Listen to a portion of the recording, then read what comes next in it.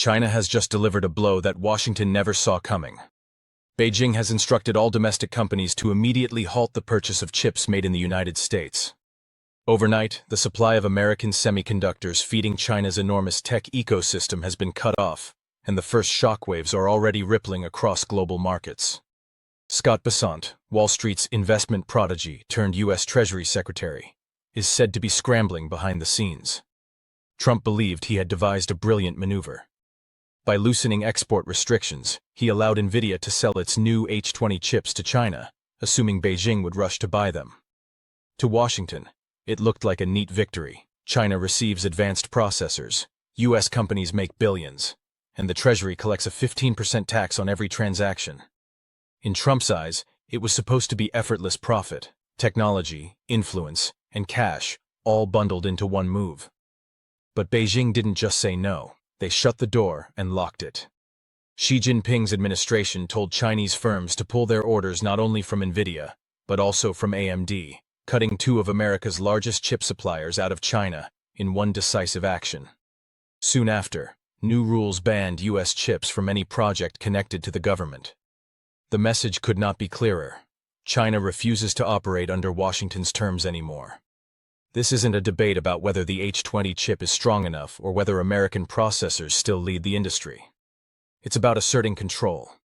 Beijing wants to show the world that it cannot be cornered or forced into technological dependence. What Washington thought was a strategic triumph has instead become a very public setback. And the consequences reach far beyond one failed shipment. For decades, American chip manufacturers relied heavily on China's massive market.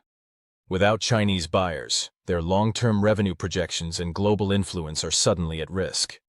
The timing is disastrous. The U.S. is already struggling with debt, inflation, and political turmoil. Losing its biggest tech customer now is like knocking out a support beam from an already unstable structure. This is no longer a trade dispute. It is a battle for technological leadership. At this moment, Beijing appears organized and confident, while Washington's decisions look increasingly clumsy. To understand how this happened, we need to look back at the policy decisions that led to this crisis. This didn't come out of nowhere. It stemmed from years of U.S. strategies that ultimately produced the situation Washington hoped to avoid. For more than 10 years, American policymakers tried to keep China away from top-tier semiconductor technology. Different administrations adopted the same formula: tighten export controls, block access to the fastest chips, and limit Chinese companies' ability to acquire equipment for advanced manufacturing. The logic seemed simple. Without high-end processors, China's progress in AI, supercomputing, and modern industry would stall. On paper, the plan made sense. But while Washington drafted restrictions, Beijing constructed an entire semiconductor ecosystem. China invested tens of billions into chip design, fabrication, and research. New industrial zones were created specifically for semiconductor production. Universities expanded engineering programs, graduating thousands of specialists. Local governments subsidized everything from chip design labs to lithography projects. Progress was uneven early on, but it was persistent, and in some areas, it advanced faster than American analysts predicted. A gap once thought to require a decade to close was narrowed in roughly half that time.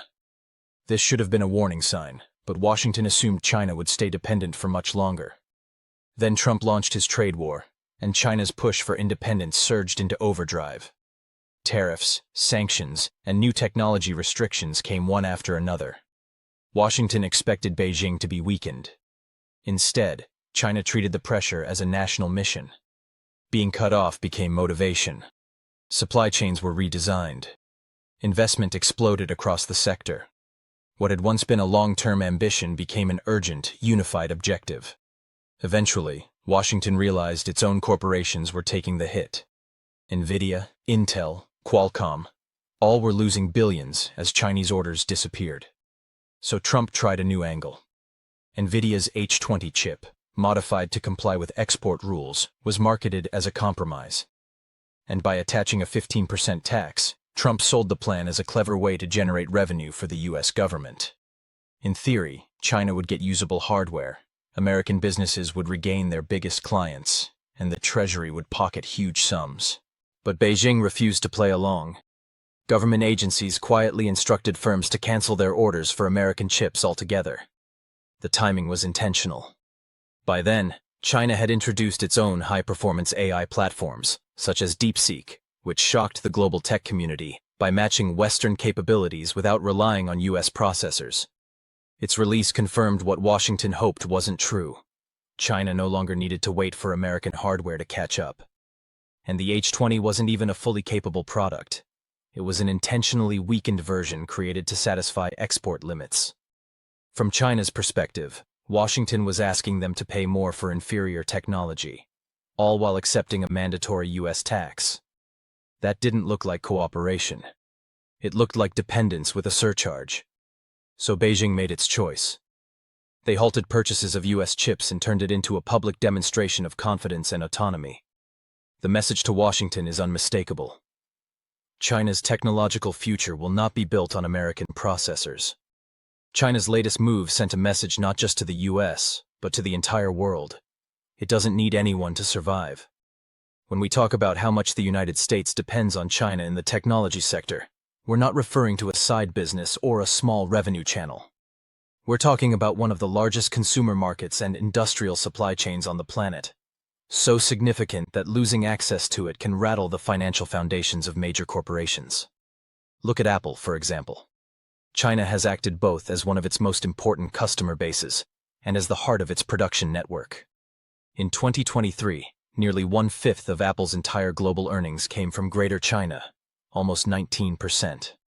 And it's not only the customers buying iPhones in Shanghai or Beijing, it's also the factories, suppliers, and vast logistics systems that ensure Apple's worldwide product releases run smoothly. If China tightens the rules or restricts operations, Apple would be hit twice, shrinking sales and manufacturing disruptions. It's easy to see why. China has more Apple stores than any country in the world besides the United States. Now consider Nvidia, the icon of America's AI explosion. Roughly 25% of its data center revenue in 2022 came from Chinese clients. China's AI labs and cloud computing giants were ordering GPUs by the thousands. But US export restrictions forced Nvidia to create watered-down chips like the A800 and H20 solely for Chinese buyers. Without access to the full lineup, Nvidia faces billions in lost sales. Analysts estimate that unrestricted business in China could have brought in an additional $15 billion, now permanently off the table. Qualcomm is in a similar bind. Its processors power smartphones made by Chinese brands such as Xiaomi, Oppo, and Vivo. In 2023, China accounted for a staggering 64% of Qualcomm's revenue. And those chips aren't just used inside China, they're shipped around the world in millions of devices. Without China's massive purchasing volume, Qualcomm would struggle to fund the research needed to stay competitive. Even companies less reliant on hardware feel the pressure. Microsoft makes steady, reliable income in China through Windows licenses, enterprise software, and Azure services delivered via partnerships with local firms. Meanwhile, Tesla, though not purely a tech company, relies heavily on China as both a production powerhouse and a major EV market. Its Shanghai gigafactory alone turns out hundreds of thousands of vehicles a year, many of them sold domestically. What connects all these companies is scale. China is not just a big consumer market. It's a rare combination of hundreds of millions of middle-class buyers, huge state-backed projects, and corporate clients capable of placing enormous multi-year orders. This scale fuels the cost efficiencies required for cutting-edge products to exist. Without it, prices rise, innovation slows, and entire industries feel the strain. But here's where political ambitions collide with math. In Washington, talk of decoupling has become fashionable. But the numbers paint a very different picture. For American tech giants, China isn't merely useful. It's essential. If China ever shuts its doors completely, the shock would travel from corporate earnings to stock market indices almost instantly. Now enter Scott Bessent. For those who don't know him, Bessant isn't just another figure from Wall Street. He became a billionaire by reading global markets with precision and later became one of Trump's key economic advisors. Today, as Treasury Secretary, he sits at the center of U.S. financial strategy, and this escalating chip confrontation with China has placed him squarely in the middle of the crisis. What's striking is that Bessant reportedly doesn't fully support Washington's aggressive stance. He seems well aware of how devastating China's chip restrictions could be for U.S. companies. Nvidia, Qualcomm, and Intel have already seen orders vanish. With every cancellation, billions evaporate. For the person responsible for stabilizing America's financial system, this is not just a policy debate, it's an emergency. Insiders claim Bessant has quietly explored ways to soften the blow, possibly even trying to reopen communication channels with Beijing. But there's a major obstacle. Once China takes an action of this magnitude, trust can't simply be restored. Even if Washington and Beijing reach a short-term compromise, Chinese companies will be reluctant to rely on U.S. suppliers again. And that's the deeper danger. This isn't about one shipment or one deal. It's about a structural shift in the global tech supply chain. The consequences reach far beyond chip companies. Semiconductors sit at the core of nearly everything: phones, electric vehicles, medical devices, cloud infrastructure, advanced weapons systems. If China redesigns its products to operate entirely on domestic or non-US chips, the entire technological ecosystem, including software, upgrades, and intellectual property cycles, could evolve without American involvement. That's not just a financial setback. It's a loss of US influence at the global level. If Beijing proves it can build advanced systems without American chips, other nations might start diversifying their supply chains as well.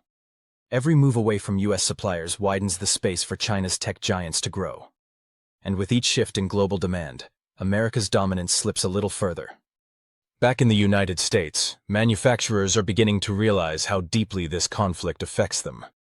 Everything they depend on, precision tools, components, raw materials, has become more expensive and harder to obtain. Supply chains that were once predictable now experience delays, inflated shipping fees, and endless red tape. On the factory floor, the effect is immediate. Orders shrink. Production slows. Some lines shut down altogether. Workers who were promised a manufacturing revival now face reduced hours and uncertain futures. What was sold as a return to industrial strength is starting to resemble a struggle for survival. And the fallout isn't limited to China-US relations. The trade war has expanded, straining America's ties with allies as well. Nations in Europe and Asia are re-evaluating their economic partnerships with Washington. After years of tariffs and unpredictable policies, many are quietly asking whether the U.S. can still be relied upon as a stable trading partner. Increasingly, their answer is no. As a result, countries are building new systems independent of U.S. influence: regional trading networks, alternative payment systems, and alliances that bypass Washington entirely. Once those systems mature, America will no longer have the ability to shape global trade the way it has for decades. This is the real turning point. While U.S. officials chase short-term wins, the global economic order is being rebuilt without them. The danger isn't only today's higher prices or trade disruptions, it's the future moment when the world discovers it doesn't need America to keep the system running. If that day comes, U.S. leverage won't just weaken, it may collapse. For decades, America's semiconductor superiority formed the backbone of its global influence. With one decisive move, China is now testing just how fragile that dominance may be. So the real question becomes, has Washington already lost its grip on the global economy, or is there still a path back? The answer may be hidden in the chip orders that will never arrive.